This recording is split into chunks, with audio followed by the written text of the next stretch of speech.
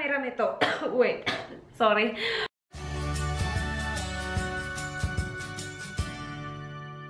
Hello, Rachel here. Welcome back to my channel. Today, I will be doing a haul for you guys. So, sa haul na to, you will see clothing, accessories, makeup brushes, tapos mga acrylic organizers and ish. So yeah, I'm gonna start with the clothing. I got some clothing from Shein. They did send this to me. First one is this one right here. I wore this in my previous video. I'm not sure which previous video. The lighting just changed. But yung ride or die makeup tag ko, ito yung suot ko. So ganito yung itsura niya. I really like it. Very lightweight. Tapos medyo thin din yung material niya. Medyo see-through siya, but I don't really care. Like, you just need to wear a black bra or nude bra and you will be fine. Gustong-gusto ko yung detail dito. So, yeah, ganyan yung itsura niya. And then this dress that I'm wearing right now is from Shein as well. So, meron siyang mga holes na ganap dyan. Oh, there. Tapos, dito din. Sa gilid. It's actually a t-shirt dress, pero para sa akin, I will wear it as a shirt. Wait, makikita nyo, papatong ako, you guys. Yes, nakapajamas ako as usual. So, kung maliit kayo tulad ko, okay lang siya na t-shirt dress. Pero, I don't think isusuot ko siya as t-shirt dress kasi meron siyang mga holes.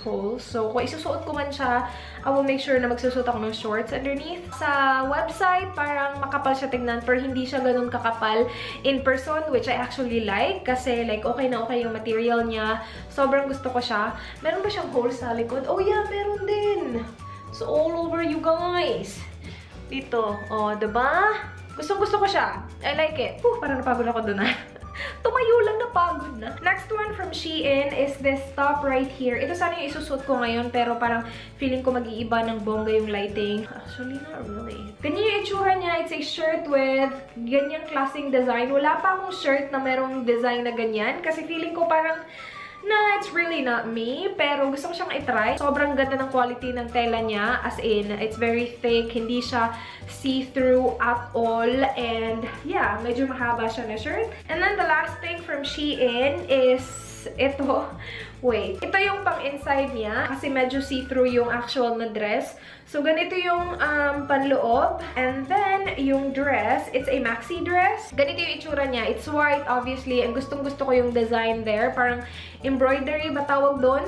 Yeah, like, it's very detailed. Sobrang well-made. Sobrang ganda niya. And yung embroidery niya goes all the way down, you guys. Like, look at that.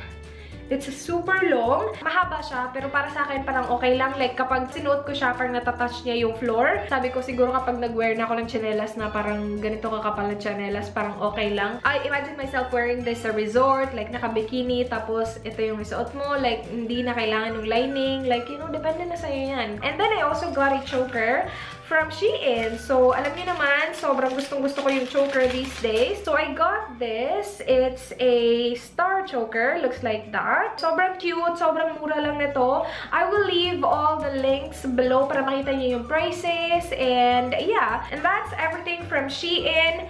Now, onto the stuff that I got from TB Dress. The first one is this choker right here. I really like it. Parang teardrop yung design niya.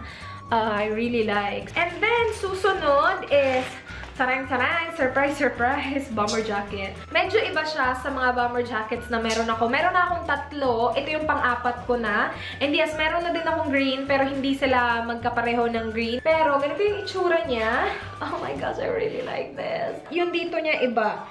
So, hindi siya kagaya ng ibang bomber jacket ko na medyo parang cinch dito. Cinch. Pero yeah, ganyan yung itsura niya dyan. Tapos, meron siyang, totoo ba to? Yep, totoo siya. Sobrang liit lang na pocket. Totoo siya. Dalawa ba yung pocket mo? Yep, dalawa yung pocket niya. Gusto ko yung design niya dito sa harap. Tapos sa gilid din, sa isang sleeve, meron din siya dito. Ano sabi? Special, unique, wild. Oh, tapos sabi pa, attention! And then meron siyang zipper na ganap dito sa gilid. Sa dalawang gilid ba? Yup, sa dalawang gilid. There you go. Hindi ko pa siya nasuot at all, but I can't wait to wear this. Sana mag-spring na talaga dito. Kasi supposedly spring na. Like, actually spring na. Pero yung weather, hindi spring. Kaya nga siguro nagkakasakit ako dahil sa nakakalokang weather. Next one is a romper. Again, from TB Dress. Ito yung like super revealing na romper. But yung plano ko is tahiin ko siya dyan. Like dito. para hindi siya gumanon and makita yung iyong mga babies. Yung likod is razorback na tawag dyan. But yeah, ganyan yung likod. And gusto ko na na-adjust mo yung waist. So, yes, sobrang confusing na nito. But yeah, you guys know. Gray, gray. Dami ko ng gray. And then the last thing from TB Dress is my favorite from TB Dress. This is the backpack. Sobrang bango niya, you guys. Alam niyo kung bakit. Kasi meron siyang kasamang ganito. Ito yung nagpapabango ng bongga sa bag. Pagka-receive ko nito, inopen ko siya, tinignan ko yung loob, tinanggal ko yung mga papel, you know? And then nakita ko to.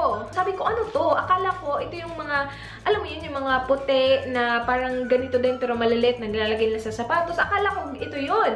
Tinapon ko siya and every time na ino-open ko yung trash bin namin, ang bango na trash bin. Sabi ko, bakit ang bango? Ito pala yung nagpapabango. So, kinuha ko siya sa basurahan, binalik ko siya sa bag kasi ang bango-bango ng bag dahil dito. So, yeah, kinikip ko na siya dito. And, yeah, wala lang. Gusto ko lang yun i-share. Pero gustong-gusto ko tong bag na to kasi ang dami mong malalagay sa loob. Like, perfecto pang airport, like hand carry. Sobrang perfect. Tapos meron siyang malaking compartment dito, tapos meron pa dito. Tapos hindi lang yan, meron pa sa likod. O, kita nyo yan? Tapos ang bango-bango niya talaga. See? Perfect talaga to pang phone. Like, as in, kasya talaga yung phone dito. Bongga. Gustong-gusto ko tong bag na to. And then, I got some stuff from banggood.com. Marami silang mga acrylic organizers. So, when they contacted me and asked me if I wanted to try their products, I was like, yes. Nakita ko yung mga acrylic nyo. So, gusto kong itry. Pero before the acrylics, I wanna show you this first. It is a mirror. Pero hindi to regular na salamin. Kita nyo yan? Meron siyang ganyan. Meron siyang mga ganyan. I-press mo yung dito sa gilid. Dito. It will light up, you guys. It will light up. Yung mirror pa niya, nasa taas at saka sa baba. Bongga talaga to. Hindi ko lang alam kung kapag namatay to, like, kailangan kong palitan ang battery, of course. Pero hindi ko alam kung saan nilalagay yung battery. But I will figure that out. I don't think mamamatay to agad-agad. That's the first one. I really like it. Hindi ko pa siya nagamit. Wait, let's do this. Napaka-satisfying kapag mga ganyan. Meron pang isa. Ay, bongga! Nung bata pa ako, kapag may ganun, as in, sobrang bagal ko talaga kasi super satisfying. Ano yung matapos siya. And then, I also got makeup brushes. Ito yung 11 pieces bamboo brush set. Ang dami ko na beses nakita to sa mga online shop sa Pilipinas. So, nakita ko siya sa Banggood, I was like, I want that. So, I included it sa order ko. Pero yeah, okay naman yung quality niya. Meron ka lang mga kailangan gupitin kasi merong iba mahahaba. So, ganyan yung itsura nung iba. Tapos, merong itong tatlong to. And the last are these three right here. Yung in-expect ko is yung malalaki. Like, ang liit pala. Like, this one looks really cute. Oh, by the way, yung brushes came with this pouch right here. So, pwede mo ilagay dyan yung brushes mo. Okay, so onto the acrylic organizers. I was so excited when I saw these sa Banggood website. So, the first one is this one right here. Ginamit na namin siya, obviously. So, lalagyan siya ng mga Q-tips. So, ilalagay mo yung Q-tip dito. Tapos, kapag gusto mong gamitin yung isa, kuha ka lang dyan. O, diba? Sobrang gustong-gusto ko siya. Tapos, ang social niya tingnan sa banyo. Kahit hindi naman siya ganun kamahal. Sobrang ganda niya tingnan sa banyo. And then, yung ibang acrylic churba na nakuha ko from Banggood. Naka-display na dito sa vanity ko. So, wait, kunin ko lang. Okay, so itong mga lalagyan ng brushes ko, nakuha ko din from banggood.com. So, I got 3 of this clear, like, brush holder. It's not necessarily brush holder. Pero yung ginagamit ko sa kanya is nilagyan ko siya ng mga brushes ko. Ganyan yung itsura niya. Sobrang cute. Sobrang mura lang din ito. And gustong-gusto ko siya. Kasi kahit na anong theme ng, like, kung meron ka mang theme ng, like, vanity mo or whatever, it will match kasi it's clear. It's acrylic. So, sobrang bongga. And then, last thing from Banggood is my nail polish organizer. Acrylic din siya. Ito, kailangan ko siyang i-assemble. So, nung nakuha ko yung package, nasa box to, and kailangan ko siyang i-assemble, pero hindi siya mahirap at all. Like, kamay ko nga lang ginamit ko, hindi mo kailangan ng tools at all. And yeah, bonggang-bongga siya, you guys. Perfect siya. Again, magmamatch siya sa kahit na anong theme meron ka. Kasi nga, it's acrylic. Yeah, sobrang perfect para sa aking mga nail polish. O, diba? Bongga. So, yun yung mga nakuha ko from Banggood. Again, links will be below if you guys want to check the price and all that. And then, I also want to share with you the things that I got from Temp. Or, how do you pronounce this? Temp? Temp? Yeah, yan. Gusto ko yung mga shirts nila. Meron akong shirt na yung nude shirt ko na sinuot ko sa review video ko, yung wine lip tint review, doon ko siya nakuha. Gusto ko yung quality ng shirts nila. And hindi din sila ganun kamamahal. Like, that one I got for $10, I believe. But gustong-gusto ko yung quality ng t-shirt niya. So, binili ko siya kahit na full price. So, itong mga shirts na to, it was originally $10 as well. Pero it was on sale for only $5. So, bumili ako ng dalawa. Same quality ng shirt na meron na ako. Iba lang yung design. V-neck to, tapos meron siyang pocket.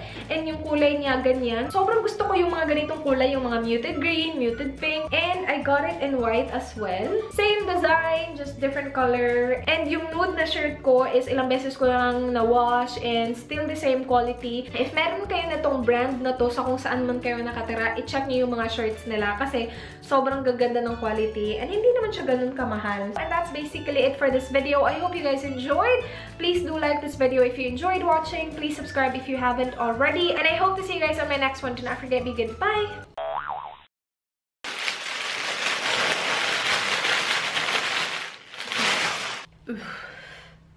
Lamig. Wait, ang lamig. Pagkatanggap ko.